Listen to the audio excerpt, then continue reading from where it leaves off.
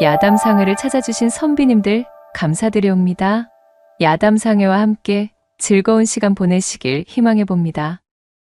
첫 번째 이야기 시작합니다. 옛날 옛적 남원 땅의 한 고을에 묘분이라는 이름의 어여쁜 처녀가 살고 있었습니다.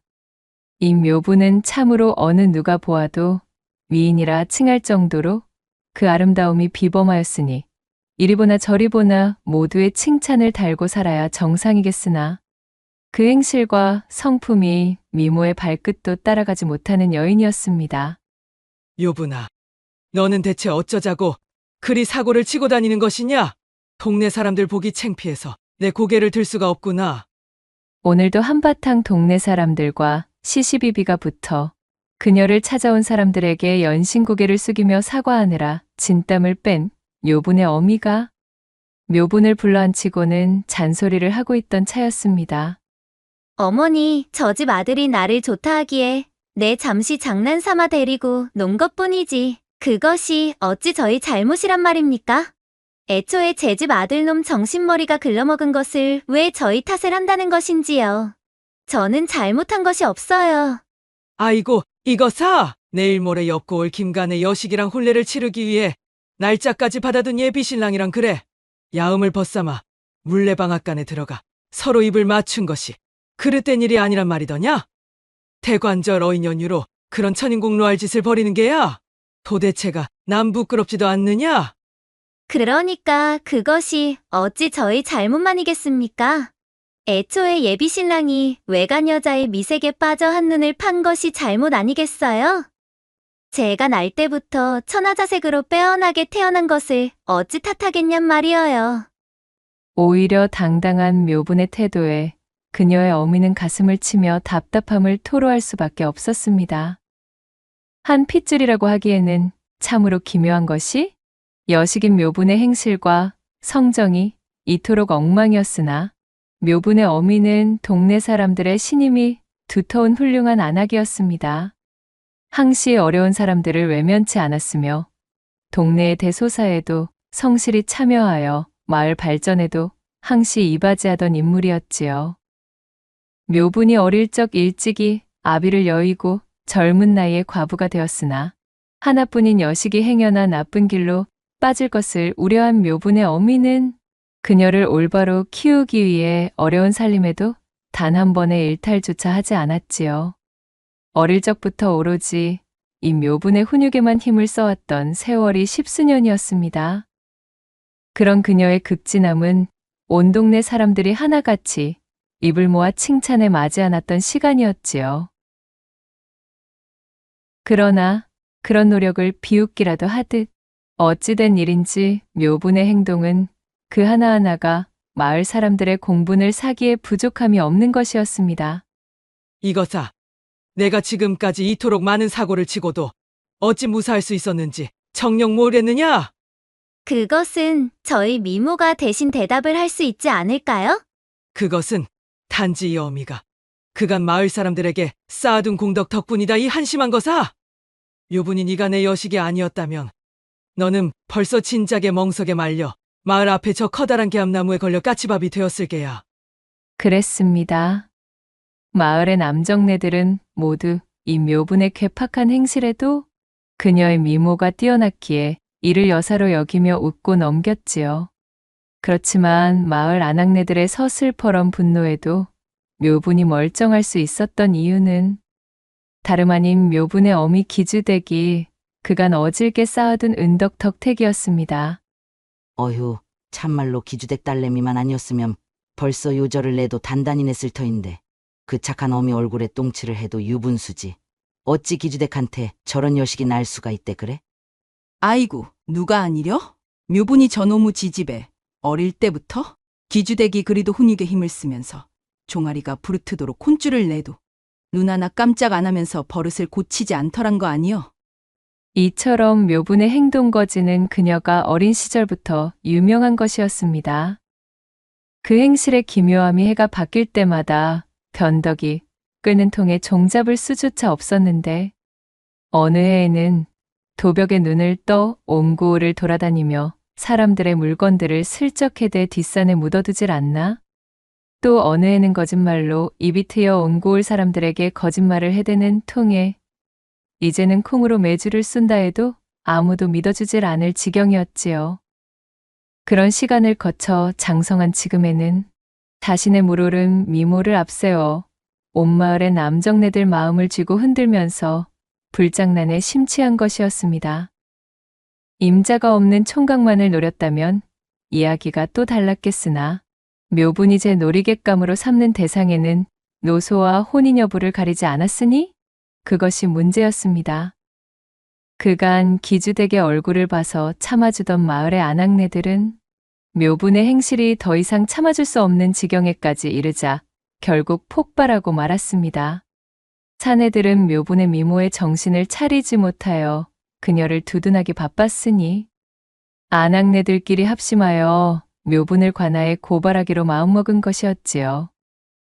때마침 고을에는 처자식을 한양에 두고 홀로 신관사또가 임지로 내려온 상태였습니다. 부임 초부터 반듯한 언행에 뇌물조차 멀리하는 성품을 가지고 있었으니 아래 것들에게 떨어지는 콩고물이 없다 하여 소문이 자자한 원님이었지요. 이번에 부임하신 사또라면 필시 저 묘분인연 행실을 엄히 꾸짖어 바로잡아 주실 것이요. 아, 물론이요. 싸게 가서 저것의 만행을 샅샅이 구하자고. 저 망할 놈의 행실 때문에 아주 고을 풍기가 땅으로 떨어지기 전에 막아야 되는구먼. 화가 머리끝까지 뻗친 아낙네들이 삼삼오오 모여 아침 대바람부터 관하로 들이닥쳤습니다.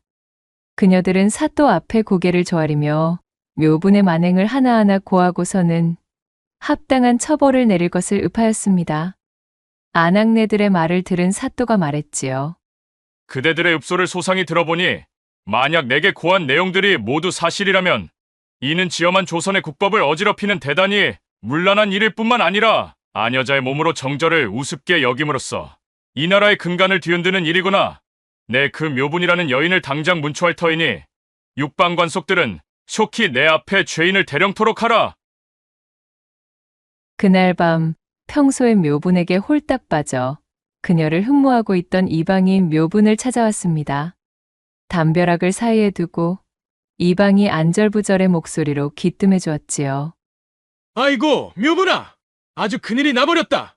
마을 여편네들이 오지게 작당을 하고 사또한테 너를 엄벌해달라 읍하는 바람에 우리 융통성이라고는 먹고 죽을 애도 없는 외골수 사또께서 너를 잡아 족치겠다고 육방관속들한테 엄포를 해놓은 상황이란 말이여, 시방! 이 일을 웃자면 좋단 말이여? 잠자코 이방의 말을 듣고 있던 묘분이 완연한 호를 그리며 씩 눈웃음을 흘렸습니다. 꾀가 뚝뚝 흐르는 눈빛이었기에 그것을 바라보고 있던 이방의 얼굴을 물들이며 넋을 빼는 사이 묘분이 앵두 같은 입술을 움직이고는 말했답니다. 이방 나으리 걱정 마시고 돌아가셔요. 그리고 돌아가시거든 사또께 제 말대로 이르셔요. 묘분은 생글거리며 이방에게 귓속말을 속닥거렸고 걱정 가득한 얼굴의 이방은 일단 알겠노라며 돌아갔습니다. 다음 날 사또가 말을 타고 이 고을 저 고을 초도순시를 하고 돌아온 뒤 이방을 불러 명했지요. 여보께 이방, 어제 안악들이 고한 그 묘분이라는 여인을 당장 잡아들이게. 어이구, 나으리, 여부가 있겠습니까요? 헌데 그 전에 순시를 다녀오시느라 다리가 많이 아프시지요? 묘분이라는 계집은 언제든 잡아다 족칠 수가 있으니 문초를 시작하기 전에 일단 다리 안마부터 받으시지요. 안 그래도 우리 고을에 안마 하나는 기가 막히게 잘하는 머스매가 하나 있습지요. 그러한가? 나란 일을 돌보는 것이 우선이라 저어된다만. 새로 부임하신 사또께 인사 여쭙고 싶어하는 민심을 돌보는 것 또한 나란 일을 돌보는 것이니 하등 문제될 것이 없을 것 같구만요. 그렇다면 들여보내게. 대신 이 안마의 기법이 참으로 특이하고도 기한한지라 볕이 들지 않는 어두운 곳에서 받으셔야 그 효과가 뛰어나다고 합니다요. 그리하여 별당 안채에 안막으로 둘러놓았으니 속히 그곳으로 드시지요. 아니, 무슨 안마이기에 그리도 호들갑까지 떨어가며 받아야 한다는 말이던가? 사또가 의아해하는 사이 이방은 서둘러 사또를 대동하여 별당 안채로 향하였고 온 창호를 죄시커먼 안막으로 가려놓은 별당 안으로 들어서니 마치 삼경의 시간처럼 방 안이 어두컴컴한 것이었습니다. 아니, 이토록 어두우면 아무것도 보이질 않지 않는가? 호롱이라도 켜야 되지 않겠는가? 이방은 대답 대신 굽신거리며 방문을 닫고 자취를 감춰버렸고 어둠 속에서 사또가 헛기침을 하며 자리에 앉는 순간 여우털 번거지를 눌러 쓴 얄쌍한 소년이 두툼한 누비옷을 입은 채 문을 열고 들어왔습니다. 소년은 고개를 푹 숙인 채 뒤스듬히 누워있는 사또에게 큰 절을 올리고는 말없이 사또의 다리를 잡아 올린 뒤 안마를 하기 시작했습니다. 좋은 냄새로구나. 이것이 무엇이더냐? 예, 나으리 쑥을 넣고 끓인 따뜻한 물이옵니다. 따끈한 물이 가득 담긴 대야에 사또의 발을 담그고는 사또의 발가락을 하나하나 조물락조물락 씻어내던 소년이 대답했지요. 변성기가 지나지 않았느냐? 내 분명 이방에게 듣기로는 머스매라 들었거늘. 꼭 여식의 목소리 같은 것이 참으로 여리여리하구나. 그래, 올해 몇이더냐? 예, 나으리 올해 16되었습니다. 16이라. 그렇구만. 헌데 이 안막으로 방을 덮어놓으니 아무것도 보이지를 않는구나. 어찌 이리 어두운 곳에서 안마를 해야 하는 게인지 알려다오. 나으리, 그것은 조금 후면 자연히 알게 될 것입니다. 약효를 크게 하기 위함이니 잠시만 기다려 주시옵소서. 사또의 종아리를 알차게 주무르던 소년이 간곡하게 읍했습니다. 안마의 솜씨가 어찌나 부드럽고 훌륭한지 어두컴컴한 방 안에 누워 그 손길의 다리를 맡기고 있으니 사또는 잠이 쏟아질 것만 같았습니다. 바로 그때 사또의 솜 넣은 바지를 걷어 올려 무릎까지 주무르던 소년이 말했습니다. 사또 나으리, 이제 허벅지 안마를 하려면 아무래도 이 속옷이 불편하여 그러하오니 바지를 벗으셔야 할 것 같습니다. 그 말에 사또가 흔쾌히 바지를 벗고 짧고 얇은 속옷만 입은 채 드러누웠습니다. 허벅지를 두드렸다 간지럽혔다 하며 가녀린 두 손으로 올라갔다 내려갔다. 안마의 기세를 높이던 소년이 가쁜 숨을 몰아쉬며 말했지요. 나으리, 힘이 들어 땀이 나기 시작하는데 저도 옷과 번거지를 벗어도 되겠습니까? 그래, 그러거라. 사또의 말에 소년이 투박한 번거지와 두툼한 누비옷을 벗었습니다. 아니, 그런데 이것이 어찌된 일인가요? 안막을 뚫고 희미하게 들어오는 빛에 반사된 소년은 어째 소년의 몰골이 아니었습니다. 새하얀 속옷의 얼굴은 햇빛 한번 보지 않은 사람 마냥 그 자태가 그야말로 백옥이요. 도톰하게 무르익은 입술은 마치 새빨간 앵두를 닮은 것이 스쳐보아도 빼어난 미색으로 춘기를 풀풀 뿜어내는 아리따운 여인의 모양새였던 것입니다. 안마쟁이 소년의 정체는 바로 묘분이었지요. 아니, 이것이 대체... 무언가 이상함을 느꼈던 사또가 누워있던 몸을 일으켜 묘분을 자세히 들여다보려는데 이 소년이 사또를 밀어보려 위해 눕히고는 어두컴컴 시커먼 칠흑 속에서 다시 사또의 허벅지를 안마하기 시작했지요. 이제 사또는 더 이상 아까처럼 평정심을 유지할 수 없었습니다. 사또의 마음은 단단한 바윗돌처럼 우뚝해졌지요. 그것을 눈치챈 묘부는 바스락바스락 한참을 꼼지락대더니 그 길로 사또의 품에 찰싹 안겨왔습니다. 한평생 오입이라고는 꿈꿔본 역사조차 없던 목석처럼 가만히 눈을 감고 누워있는 조신한 부인의 한 우물만 파던 사또가 단 한 번도 경험해 본 적 없는 놀라 자빠질 새로운 세계가 그렇게 열렸습니다. 남장을 한 새파란 이 팔청춘의 묘부는 사또가 그간 상상조차 하지 못했던 현란한 기회들로 그의 얼을 쏙 빼놓았지요. 해가 중천에 걸린 시각에 치러진 이 운우지정의 천지가 개벽하듯 들썩였습니다. 한참의 시간이 흐른 뒤 한숨 고른 사또가 안마소년, 아니 묘분에게 물었습니다. 이것이 방안을 어둡게 해야만 했던 이유더냐? 내가 남장처녀라는 것을 이방은 알고 있는가? 아닙니다. 나으리, 아무도 모릅니다. 이 사실을 아는 사람은 사또 나으리 뿐입니다. 또한 암마 외 이것을 행한 사람도 오직 사또 나으리 뿐입니다. 이는 사또를 향한 제 충심이자 진심이었으므로 오해는 마시옵소서. 아니, 그렇다면 대체 남장을 하는 연유가 무엇이더냐? 사또의 물음에 묘분이 절로 측은지심이 일어날 법한 표정이 되어 슬프게 읊었습니다. 소녀, 아비가 남겨놓고 간 막대한 빚을 갚기 위하여 시작한 일이오나 어디 계집에게 이를 맡겨줄 사람이 있겠나이까. 그리하여 어쩔 수 없이 남장을 한 채 그것이 들킬까봐 어두운 밤중에만 일을 다니게 되었습니다. 헌데 그것이 또 다른 오해를 불러일으켰기에 이렇게 사또를 따로 뵙고자 찾아온 것입니다. 오해라니, 무슨 오해인가? 밤만 되면 저 집 처녀의 자취가 사라진다 오인하여 마을의 아낙네들에게 남부끄러운 오해를 받게 되었지요. 제 서방들이 허튼 짓을 하는 것과 아무런 상관도 없는 저를 엮어 물고 늘어지기 시작하였습니다. 그리하여 확실한 증거 하나 없이도 저는 이 마을에서 공공연하게 부도덕한 행실을 하고 다니는 사람으로 낙인을 받게 되었사옵니다. 허나 그것들은 모두 사실이 아닙니다. 단지 아비가 남긴 빚을 갚기 위해 아미스를 밟은 것뿐 저는 한치의 부끄러운 일을 행한 적이 없사옵니다. 물론 묘분의 이 말들은 모두 새빨간 거짓말이었습니다. 하지만 벌써 아름다운 묘분의 기회에 온통 넋이 나가버린 사또에게는 구구절절 슬프고도 애절한 사연으로 다가오고 있었지요. 이런 경을 칠 일이 있는가? 마을의 모두가 작당하여 어린 한 여인을 괴롭히고 있다는 것이 내 이것들을 당장 모두 문초하여 마을의 기강을 바로 세우리라. 안 됩니다. 제발 나으리.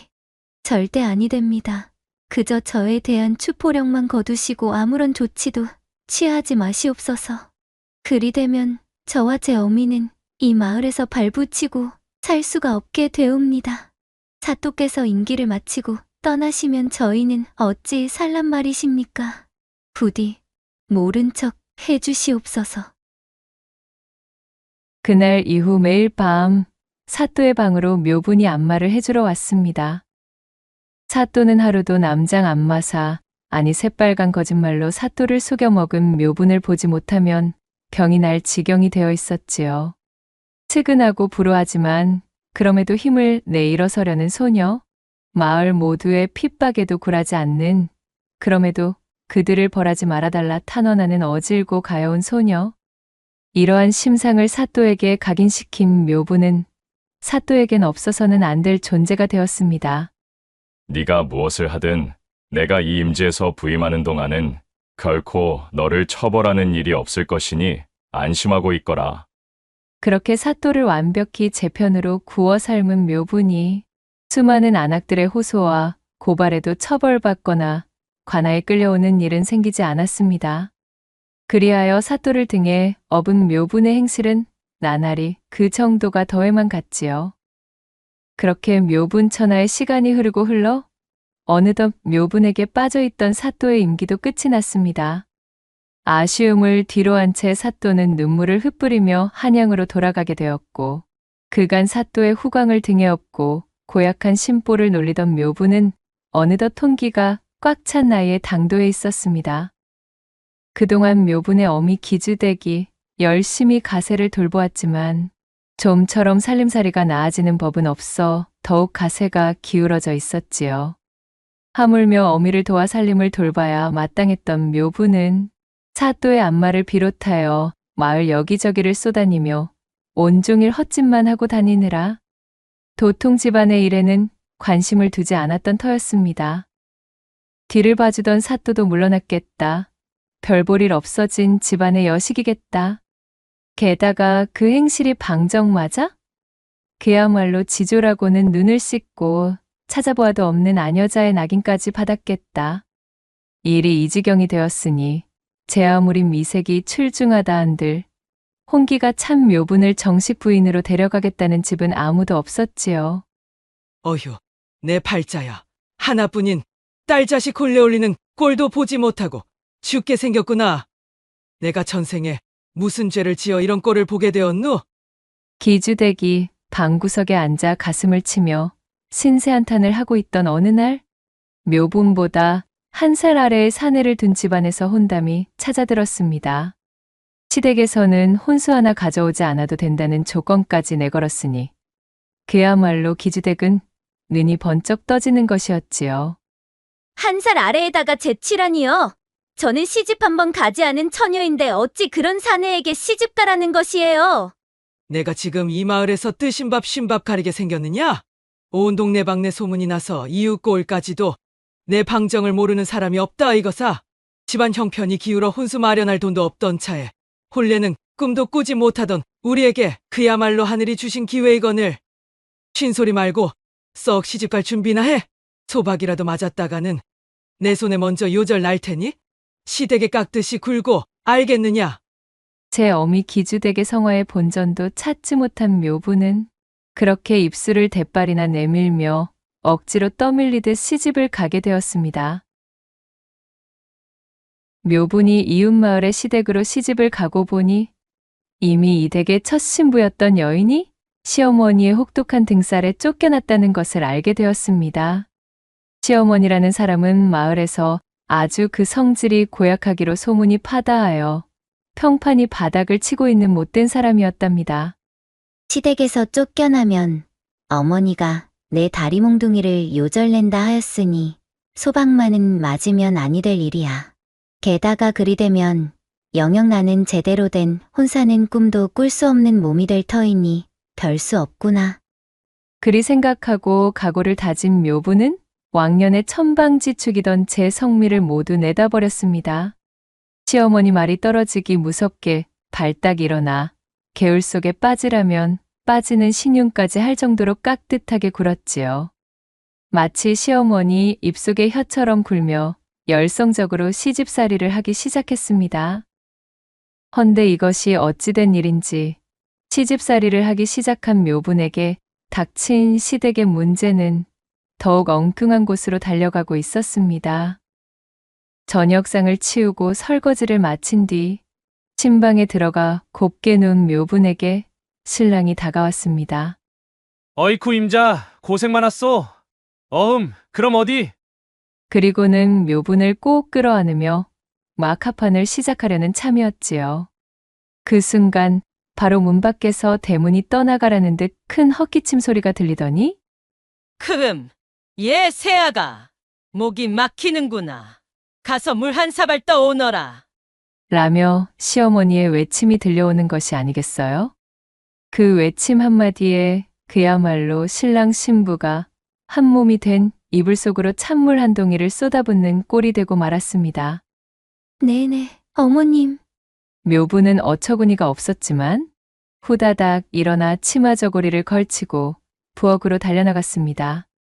그 길로 물 한 사발을 떠다 시어머니에게 바치고 돌아오고 나니 뜨거웠던 신랑 신부의 마음이 스르륵 식어버렸고 얄궂은 시어머니가 또 언제 고양이 걸음으로 다가와서는 문 밖에 쪼그리고 앉아 있을지 몰랐기에 신랑 신부는 등을 마주 대고 밤을 새우고 말았지요. 도대체가 이런 일이 한두 번이 아니었습니다. 또 어느 날 밤에는 이 시어머니가 무려 자신의 베개를 들고서는 성큼성큼 신방으로 들어오는 것 아니겠어요? 어휴, 내가 저놈의 영감 코 고는 소리에 잠을 잘 수가 없구나. 라고 하면서 신랑과 신부 사이에 덥석 눕는 것이었습니다. 어이구, 금쪽 같은 내 새끼. 마압소사, 묘부는 제 눈을 의심했지요. 급기야 이 시어머니는 징그럽게도 신랑을 안고서는 잠을 청하는 것이었습니다. 아무리 품 안에 자식이기로서니 그래 다 큰 아들을 두고 이것이 대체 무슨 일인가요? 그뿐만이 아니었습니다. 어쩐 일로 며느리를 위해 준답시고 한약 12첩을 지어온 뒤 그것을 푹 꼬아 다려주면서 하는 시어머니의 말이 가관이었습니다.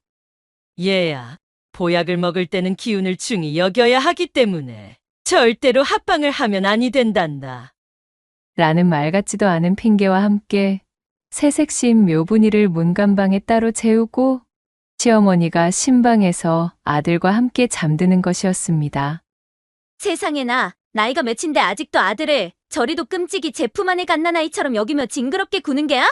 참으로 아들 사랑이 유난인 어미의 이야기를 들어만 보았지. 그것이 미래의 내 시어미가 될 줄은 꿈에도 몰랐네. 묘부는 서늘하게 식어있는 문간방에서 어이가 없어진 얼굴로 중얼거렸지요. 그러던 어느 날이었습니다. 묘분이 우물가에서 온종일 빨래를 하고 돌아오는 길이었어요. 부엌에서 이어진 굴뚝이 기세 좋게 연기를 뿜고 있기에 묘분이 들어가 보니 세상에나 마상에나 가마솥에 물을 데워서는 홀랑 날것이 된 신랑을 시어미가 씻기고 있는 것이었습니다. 참으로 기가 막힐 일이 아닐 수가 없었던 묘부는 신랑의 첫 섹시가 곧다리 싸들고 제 발로 도망간 연유를 드디어 알 수가 있었지요. 하지만 왕년에 한가닥 거나하게 하던 이 당차고 강단 있는 묘분이는 첫 섹시와는 달라도 너무 다른 종자였습니다. 내 참으로 참다 도저히 못 참겠다. 이 꼬라지를 더 이상 두고 볼 수만은 없는 노릇이로구나. 세상 천지에 해도 저 나이를 처먹은 신랑을 그래. 제 아들놈이라고 손수 씻기다니 이는 도저히 참아줄 수 없는 유난이렸다.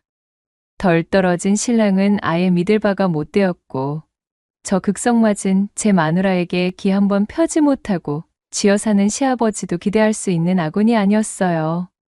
천상 묘분 저 홀로 이 정신 나간 시어머니의 버릇을 고쳐 놓아야만 하는 판에 직면한 것이었습니다.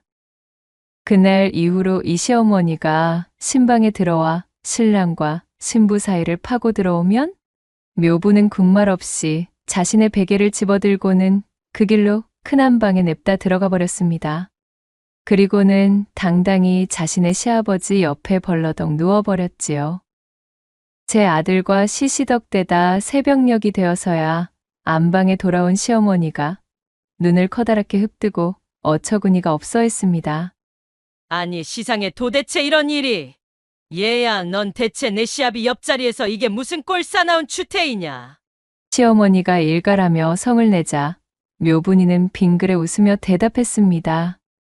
어머나, 어머님. 세상에 이런 일은 이곳 말고 신방에서 있었던 것을 말씀하시는 것인가요? 대바라진 묘분의 말에 시부부는 말문이 막히고 기가 차는 것이었습니다. 바로 그날부터 묘분은 저녁상을 치우고 신방에 들어가면 문을 단단히 걸어 잠그고선 이불에서 솜을 떼어내 신랑의 귓구멍까지 틀어막았습니다. 그리고는 들으라는 듯 방구들이 꺼질세라 요란한 운우의 정을 나누었지요. 시어머니가 애타는 목소리로 문 밖에서 불러도 대답 따위 하지 않았습니다. 대답 대신 천지가 요동치는 거나 뇌성병력의 음성만을 내던져주자 시어머니의 얼굴이 보기 좋게 불그락푸르락 꽤나 볼만하게 변하는 것이었답니다. 또 다른 어느 날 묘분이가 빨래를 한 짐 해치우고 집으로 돌아왔습니다. 시어머니라는 작자가 또 부엌에서 아들을 목욕시켜주고 있었지요. 묘부는 당장에 뛰쳐들어가 목간통 물을 부엌 바닥에 쏟아붓고는 옆에 놓여있던 큼지막한 솥주걱으로 벌거벗은 신랑의 등을 찰지게 후려주었습니다. 신랑은 병든 닭마냥 꼼짝도 못하며 도망쳤고 묘부는 씩씩거리며 시어머니를 쏘아보더니 그날은 아예 저녁밥을 지을 생각조차 하지 않고 방 안에 들어가 버렸습니다. 시어머니가 노기가 뻗친 얼굴을 한 채 내 인연 당장 보따리 싸서 나가거라. 하며 서슬퍼렇게 소리치며 악다구니를 놓았지만 묘부는 콧방귀를 끼며 대꾸조차 하지 않았답니다. 호되게 무시당한 시어머니는 벌겋게 달아오른 얼굴이 되어 그날 이후로 동네방네 바깥으로 쏘다니며 며느리 욕을 해대었지요. 허나 그간 그녀에게 시달릴 대로 시달렸던 동네 사람들이 어디 호응을 해줄 리가요. 시어머니에게 돌아오는 반응은 그야말로 냉담하기만 했습니다. 어휴, 저런 저 화상 같은 못된 여편네. 그렇게 악다구니를 놓고 하나 쫓아냈으면 됐지. 그 생글거리면서 또랑또랑한 새며느리마저 또 쫓아내려고 저 야단이라니? 에잉, 쯧쯧. 지 아들만 품에 감싸고 살 여편네가 그래 누구 잡으려고 괜히 며느리는 또 들이고 법석이람? 저 승질머리의 여지껏 견디는 새며느리만 불쌍치. 본전도 못 찾은 시어머니는 풀이 죽어 집으로 돌아오기 일쑤였지요. 그렇게 하루가 가고 이틀이 가던 어느 저녁, 시아버지가 묘분이를 불러내는 것이었습니다. 그녀가 사랑방으로 건너가니 탁배기를 한 장 걸쳐 거나하게 불쾌해진 시아버지가 껄껄 웃으며 말했지요. 그래, 새아가. 내 요즘 참으로 너의 덕분으로 내 가슴속 40년 묵은 체증이 씻은 듯이 내려가는구나. 저 독불장군 여편네가 너에게 아주 꼼짝을 하지 못하니 이 내가 요즘 그걸 보는 재미에 산단다. 옛다, 이거 바꿔라. 시아버지가 내민 것은 다름 아닌 집안의 곳간 열쇠 꾸러미였습니다. 어머? 아버님, 집안 살림을 저에게 맡겨주시는 것인가요? 아, 물론이다마다. 새아가 내 덕에 이 집안의 이치가 바로 서는데 내 당연히 너에게 살림을 맡기는 것이 지당한 법 아니겠느냐. 시아버지는 통쾌하게 웃으며 묘분의 등을 토닥여 주었지요. 묘분은 살쭉 웃으며 시아버지에게 큰 절을 올리고는 아버님을 실망시켜 드리지 않겠노라 당당히 이야기를 해두었습니다. 이튿날 동이 트고 날이 밝자마자 시어미가 방문을 세차게 두드리며 소리를 질렀습니다. 예, 새아가 곳간 열쇠가 보이지를 않는구나. 열쇠를 잃어버렸다고 설레발치는 시어머니의 성화에 묘분이 천천히 방문을 열고 나와 말했습니다. 어머님, 곳간 열쇠는 제가 잘 가지고 있으니 걱정하지 마셔요. 매매매야? 그 말에 눈이 뒤집혀 팔을 뻗고 달려드는 시어미를 묘분이가 슬쩍 뒤로 피하며 몸을 뺐습니다. 시어머니는 제풀을 이기지 못하고 그대로 묘분의 뒤에 쌓아둔 거름더미에 철푸덕 처박히고 말았지요. 어머나, 어머님, 괜찮으셔요? 이 일을 어쩌면 좋아앙? 묘분이 터져나오려는 웃음을 참느라 끄끄대며 물었습니다. 힘으로는 젊디 젊은 이세 며느리, 그것도 왕년의 마을 사내들을 모두 제 수족처럼 부리던 부려시한테 당할 수는 없는 노릇이었지요. 걸음 더미에 주저앉은 시어머니는 분한 마음에 발을 뻗고 목 놓아 울음을 터뜨렸습니다. 그러나 아들도 시아버지도 누구 하나 나서 그녀의 편을 들어주지 못하였지요. 집안의 서열은 이제 시어머니에서 바로 이 세 며느리에게로 넘어온 참이었습니다. 시어머니는 이튿날부터 그야말로 사람이 달라졌습니다. 한겨울의 서리를 맞아 풀이 죽은 구렁이처럼, 또한 팔팔 끓는 물에 데친 시금치처럼, 흡사소금에 폭삭 절여둔 배추마냥 그 드세던 기가 팍 죽어버렸지요. 이후로 시어머니는 신랑과 묘분의 신방 근처에는 얼씬도 하지 않았답니다. 묘분은 자신의 승리를 달콤하게 만끽하며 이후로 집안의 살림을 알차게 꾸리기 시작했습니다. 또한 신랑과의 운우 역시 꽃을 피워 그 이듬해 달덩이 같은 아들과 토끼 같은 딸을 연달아 얻으며 집안의 웃음꽃까지 안겨주었지요. 이후로도 묘분은 어린 시절의 치기 어린 행실과 담을 쌓고 가정을 충실히 돌보며 신랑을 내조하여 제 본가의 궁핍함까지 덜어줄 수 있을 정도로 살림살이를 불리게 되었으니 마을 사람들은 그 고약하던 시어머니를 감화시킨 이 묘분의 강단과 실행력을 칭찬하기에 이르렀답니다. 그리하여 새롭게 터전을 잡은 마을에서는 아낙네들 모두의 귀감을 얻어 묘분은 이후로도 풍성한 곳간을 채워나가며 행복하게 살았다는 후문이 전해지고 있사옵니다. 두 번째 이야기 시작합니다. 조선시대 평안북도 정주 납청 지방에 방자육이 장인인 백첨지가 살고 있었습니다. 그는 전국에서도 알아주는 이름 높은 유장이었어요. 그는 방자육이 장인에 대한 드높은 자부심과 일밖에 모르는 자신의 성실함을 최고의 재산이라고 생각하며 지낸 장인이었지요. 어려서부터 천하디 천한 유장쟁이라 하여 업신여기고 천대하는 풍토 속에서도 그는 자신의 재주를 쉽게 여기지 않고 열심히 갈고 닦으며 묵묵히 숙련의 길을 향해 나아갔답니다. 그리하여 지금에 이르러서는 조선 팔도에서도 둘째가라면 서러울 정도로 남부럽지 않은 실력과 노점을 가지게 되어 숱한 제자들까지 거느리게 되었습니다. 백첨지가 유기그릇을 만드는 노점은 평안북도 상권의 명소였습니다. 조선천지 내놓으라는 유기장인들이 진을 치고 있는 개성과 안성바닥에서조차 그 유명세가 널리 퍼진 알짜 중의 알짜 가게였지요. 이 백첨지가 녹여내는 노스의 질이 참으로 고급 중 고급이어서 젊은 시절에는 내수사와 상현에서 일한 전력이 있을 정도로 조선 제일이었답니다. 백첨지의 방자 기술이라면 조선에서는 그를 따를 장인이 없었기 때문에 그가 만들어내는 유기의 가격은 억소리가 나올 정도로 고가의 물건이었지만 양반님네들 혼수 목록에 빠지면 섭할 정도로 인기가 좋았습니다. 수요에 비해 공급이 턱없이 모자라니 물건값이 치솟는 것은 당연한 이치였지요.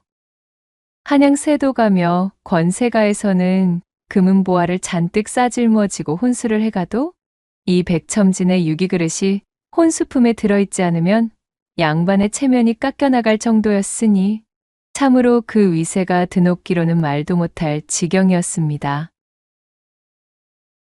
워낙에 전국적으로 밀려드는 주문이 많았던 데다 유기장을 자신의 천직으로 여기고 일에만 몰두하는 성미까지 더해지니 그는 하루에 허리를 제대로 펼 짬조차 내기 힘들 정도로 과로하기 일쑤였답니다. 아이고, 내 삭신이야. 관절이라는 관절이 멀쩡한 곳이 없구만 기래. 아무리 몸이 박살나도록 일을 해도 주문을 맞추려면 시간이 영 모자라는구먼. 주문이 산더미처럼 쌓인 탓에 일이 잔뜩 밀려 집으로 돌아가지도 못한 백첨지가 노점에 딸린 방에서 쓰러지다시피 몸을 던지며 투덜거렸습니다. 그리곤 등을 붙이자마자 기절하듯 잠에 빠져버렸지요. 다음 날 아침 일찍 눈을 뜬 백첨지가 기지개를 펴며 방에서 나와 공방을 둘러보는데 거렁뱅이를 겨우 벗어난 듯한 웬 젊은 총각이 공방의 화덕 옆에서 자신이 잠들었던 흔적을 치우고는 빗자루로 그 자리를 깨끗이 청소하고 있는 것이 아니겠어요? 백첨지가 헛기침을 하며 인기척을 던지자 총각이 하늘로 튀어오르듯 화들짝 놀라며 몸을 돌렸습니다. 그 모습을 본 백첨지가 말했지요. 이 공방 주인인 나의 허락도 없이 월담을 하여 내 목숨보다도 귀중한 공방의 화덕 옆에서 잠을 자긴 하였으나 제가 더럽힌 자리를 말끔하게 소재하는 것을 보아하니 경우는 밝은 청년이로구나.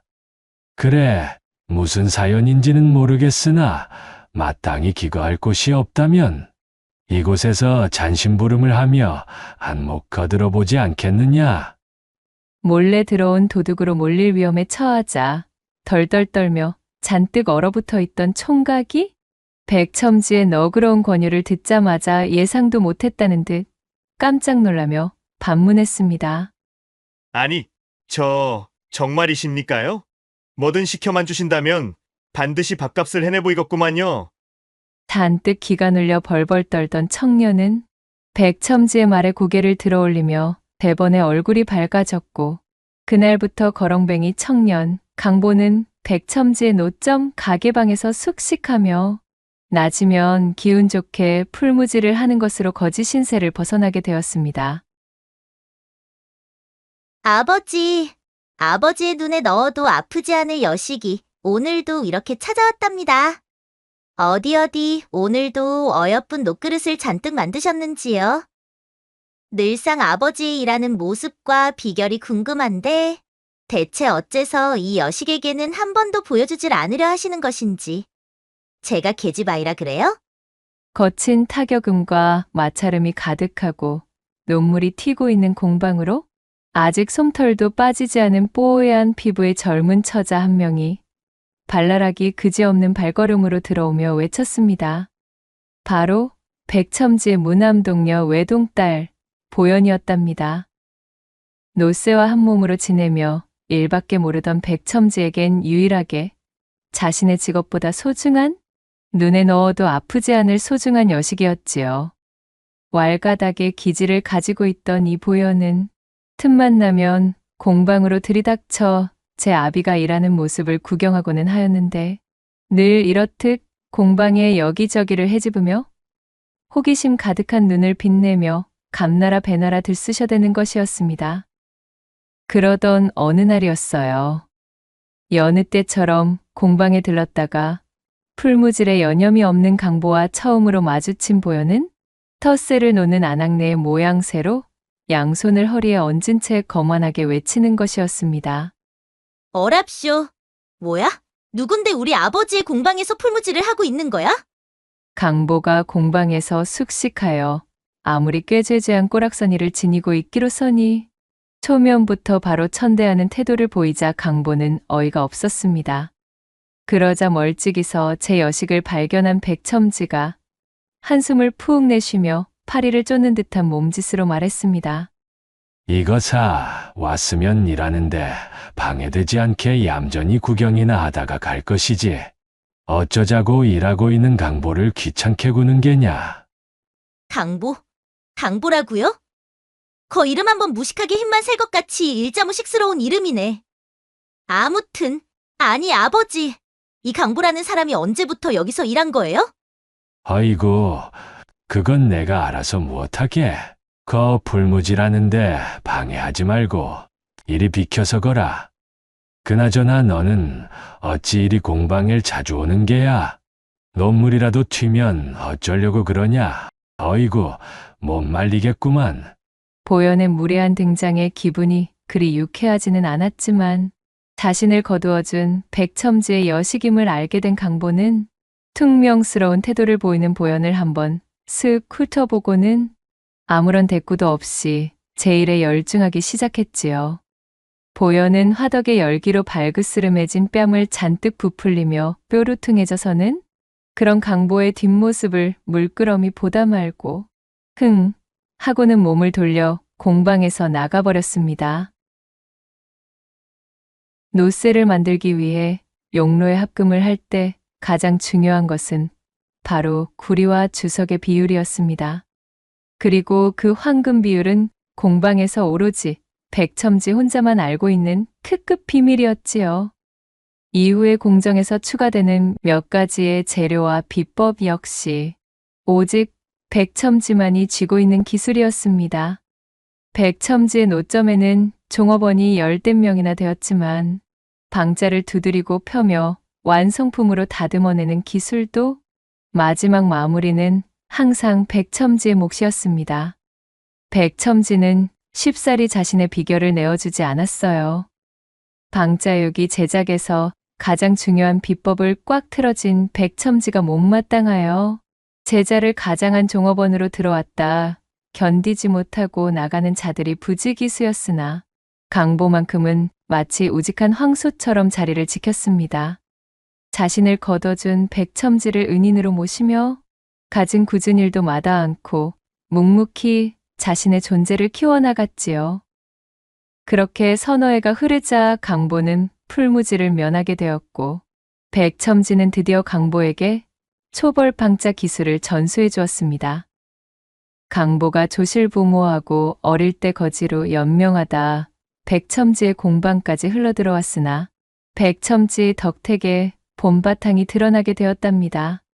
얼굴은 이목구비가 훤칠해 제법 날카롭게 빠졌으며 연일 망치와 풀무로 다져진 상체는 어느새 근육이 붙어 떡하니 벌어졌습니다. 또한 키는 자그마치 팔척에 가까워졌으니 참으로 듬직하고도 근사한 사내가 되어 노점 근처 장터에서는 이 강보를 모르는 상인이 없을 지경이 되었습니다. 예전에는 백첨지의 방자유기를 구경하려 모여들었던 귀부인들이 어느덧 구석에서 망치질을 하고 있는 강보를 보기 위해 모여들 정도였지요. 어머나, 참으로 이런 공방에 처박혀서 논물이나 튀기고 있기에는 퍽 아까운 청년일세. 천한 유장질은 그만두고 우리 집 머슴으로 났었으면 알맞겠구만.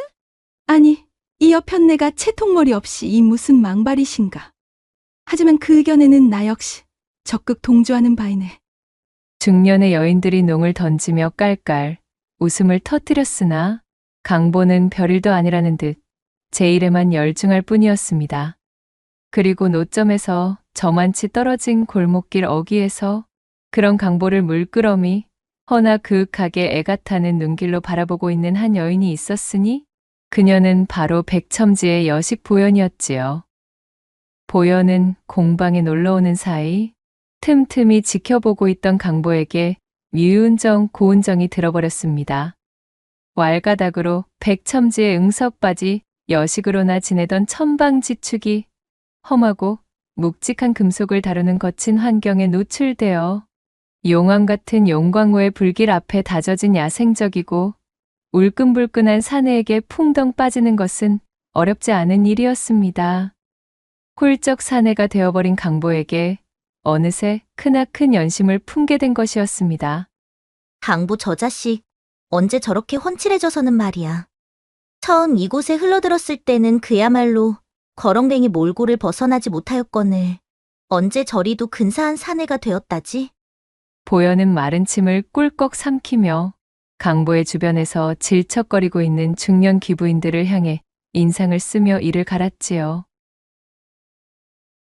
그러다 결국 어느 여름날 사달이 벌어지게 되었습니다. 점심때만 되면 강보는 지게를 지고 반마장쯤 떨어진 백첨진의 집에 가서 공방 인부들 먹을 점심밥상을 지고 오는 것이 일과였습니다.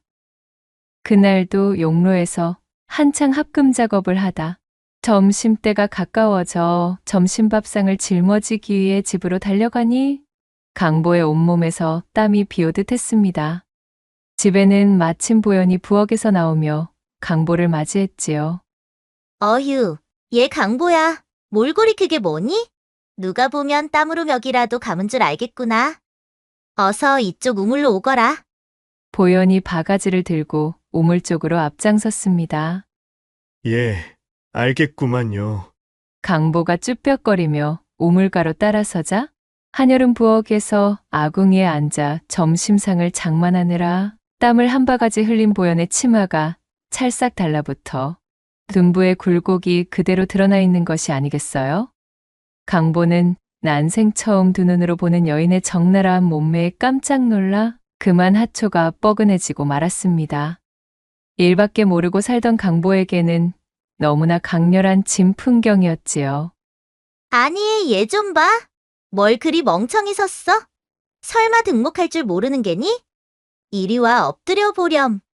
보연은 키득거리며 우퉁을 벗어던진 강보의 등에 우물물을 퍼부었습니다. 고운 손바닥으로 강보의 등을 문지르다가 문득 밀어도 밀어도 끝이 보이지 않는 강보의 넓은 등짝에 매료되고 말았지요. 어쭈? 제법. 익은 홍시빛깔이 된 얼굴로 곁눈질을 하던 보연이 침을 꼴깍 삼키며 강보의 앞가슴 쪽도 물을 뿌리며 문지르자 콧바지를 뚫을세라 강보의 대들보가 공중을 향해 발포할 기세로 쿵쾅거렸습니다. 맙소사. 저게 대체? 보연은 자신의 눈을 의심했지요. 제 눈으로 목격한 강보의 육중한 대들보는 그간 보연이 억눌러 오던 인내심을 각살내기에 충분한 것이었습니다. 에라이, 모르겠다. 이리 따라오거라.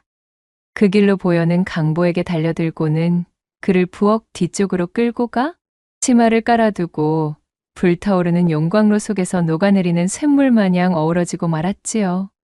불꽃 같은 청춘 남녀의 화라산 같은 거사에 한여름 매미들도 무얼 아는 듯 신이나 목청껏 우러젖혔습니다. 그날 이후로 강보는 점심상을 받으러 갈 때마다 보연에게 잡혀 그냥은 돌아오지 못하는 신세가 되고 말았습니다.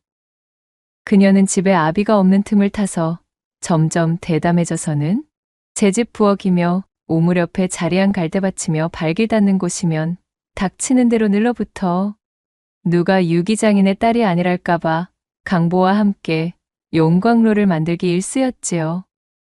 강보는 이러다 큰일이 난다며 보연을 저지하려 했지만 그녀는 완강했습니다. 자신의 요구에 응하지 않으면 아버지인 백첨지에게 말해 강보를 공방에서 쫓아내게 만들 것이라며 엄포를 놓았습니다. 다소 과격한 방도이긴 했지만 사실 보현은 더 이상 이대로 강보를 홀로 방치해 두었다가는 귀부인들의 머슴으로 팔려가 그를 잃게 될지도 모른다는 생각에 덜컥 겁을 집어먹고 이렇듯 강보를 점찍어두려는 심산이었습니다. 강보를 향한 춘심이 너무 과해 앞뒤 잴 틈도 없이 일이 되고 말았지요. 아무것도 모르는 강보는 그저 보현의 말을 얌전히 따를 수밖에 없었답니다. 그러던 어느 날 강보가 점심상을 지고 불이 나게 노점으로 가는데 담벼락 그늘에 앉아 졸고 있던 관상쟁이가 벌떡 일어나더니 대뜸 강보의 길을 막으며 외쳤습니다. 아니, 이보게나. 자네, 나 좀 잠시 보셔야겠어. 자네의 관상이 확 변하고 말았구만 그래. 예? 그 말을 들은 강보가 깜짝 놀라 반문하고는 관상쟁이의 영감을 밀치듯 제쳐버리고 헐레벌떡 노점으로 뛰어왔습니다. 숨을 몰아쉬며 안색이 새파래진 강보를 발견한 백첨지가 무슨 일이냐 물어보니 강보는 그야말로 벼락을 맞은 표정이 되어 손살에 쳤지요. 강보는 앞이 캄캄했습니다. 관상보는 영감쟁이가 내가 사부님의 여식과 그리도 음흉한 짓을 저질러 온 것을 몽땅 알아채고 말았구나. 그 짓을 하면 얼굴이 변하는가 봐. 설마 몇 번을 하였는지도 모조리 드러나는 것은 아니겠지. 나는 이제 꼼짝없이 내쫓겨나겠구나. 틀림없이 자신과 보현의 관계를 알아챈 관상쟁이가 자신을 겁박하기 위해 불러세웠다고 여기고 있던 강보. 순진한 강보는 온갖 잡생각을 떠올리며 불안에 떨다가 우선은 관상쟁이 영감이 헛소리를 퍼뜨리고 다니지 못하도록 입막음을 하려는 것에 생각이 미쳐 그간 쓰지 않고 고이고이 모아둔 품삯을 챙겨들고 관상쟁이 영감에게로 향했지요. 강보를 발견한 관상쟁이가 키득키득 웃으며 그를 반겨주었습니다. 저기 도사님 부탁입니다요. 제발 아무에게도 이르지 말아 주십시오. 이 돈은 제 전 재산이나 다름없으니 이것으로 부디. 그 잡스러운 푼돈은 되었고 자네 그 고개를 한번 들어보시게. 관상쟁이 영감의 말에 강보가 중죄를 저지른 죄인 마냥 푹 숙이고 있던 고개를 들자 그의 얼굴을 유심히 보던 관상쟁이가 말했습니다. 자네의 상이 그야말로 횡재수를 받아 팔자를 고쳐먹을 상이 되었구만. 자네의 팔자가 송두리째 바뀔 게야. 관상쟁이의 말에 그간 백첨지의 여식과 그렇고 그런 행위들을 한 것이 몽땅 들통난 게 아님을 알아차린 강보는 놀란 가슴을 쓸어내리며 한숨을 푹 쉰 뒤 말했지요. 아니, 영감님, 팔자를 고치다니요. 지금 제 형편이 어떤지 알기나 하십니까? 낮에는 뼈 빠지게 일하고 일하다 말고 뼈 빠지게 봉사하느라 육신이 모자를 지경인디 겨우 세경 몇 푼 받는 놈이 이리 살아서 무슨 수로 팔자를 고친답니까? 강보의 말에 관상쟁이가 희죽거리며 답했습니다. 자네는 지금 주인을 위해 일하고 있지만 자네의 주인 역시도 지금 자네를 위해 일하고 있다네. 자네가 아주 예전에 지어놓은 복이 이제야 빛을 발하겠구만 그래. 도대체 그것이 무슨 뜬구름을 잡는 소리입니까요? 강보가 모르겠다는 표정으로 물었지만 관상쟁이는 강보가 내민 돈에서 엽전 하나만을 쏙 들어 빼가고는 복채는 이거면 되었네. 라고 말하며 웃더니 이내 사라져버렸습니다. 그날 밤 잠을 이루지 못하던 강보는 자리에 누워 관상쟁이의 말을 되뇌이고 있었습니다. 주인은 자네를 위해 일하네. 대체 이것이 무슨 소리란 말이여. 도통 알 수가 없구만. 강보는 천정을 올려다보며 골똘히 고민하다 새벽 늦게서야 겨우 잠을 이룰 수 있었지요. 그렇게 시간이 쏜살같이 흘러 몇 해가 더 흐르고 여름이 거의 끝나가는 늦여름과 가을의 초입 사이의 계절이 찾아왔을 때였습니다. 기력이 쇠한 채 장질부사에 걸려 비실비실하던 백첨지가 백약이 무효하여 위독해져 자리에 드러누웠습니다. 피골이 상접한 몰골이 되어서는 뭔가를 결심한 듯 조용히 강보와 보현을 자신의 앞에 불러앉혀놓고 말했습니다. 강보야, 지금부터 노쇠합금 주조법과 방자 비밀을 전부 전수해주마. 잘 새겨듣고서 우리 노점의 명맥을 이어다오. 그리고 나이 딸 보현이를 잘 부탁한다. 내 너라면 믿고 맡길 수가 있겠느니라. 사부님, 어찌 그리 약한 말씀을 하신답니까요? 강보, 너는 기억이 나지 않겠지만 사실 너와 나는 아주 예전에 한 번의 인연이 더 있는 사이였단다. 나도 최근에서야 내 목덜미 근방에 나 있는 흉터를 보고서야 너를 알아볼 수가 있었지. 내가 아주 어릴 적 이 근방에서 크게 물난리가 난 적이 있을 게다. 그때 나는 상의원에서 벗어나 이곳으로 돌아오는 중이었지. 개울을 건너기 직전에 내가 내 옷자락을 붙들고 나를 말려섰고, 나는 행색이 남루한 꼬마아이가 내게 동냥이라도 하나 싶어 너를 밀쳐내려 했단다. 그때 불어난 물이 개울가를 덮쳐 먼저 지나가던 사람들을 죄 휩쓸고 가버렸지 무엇냐. 놀란 내가 뒤를 돌아 너를 찾아보았지만 너는 어느새 자취를 감춘 뒤였단다. 내 목에 나 있는 그 흉터만을 내 기억에 선명히 남겨두고 말이다.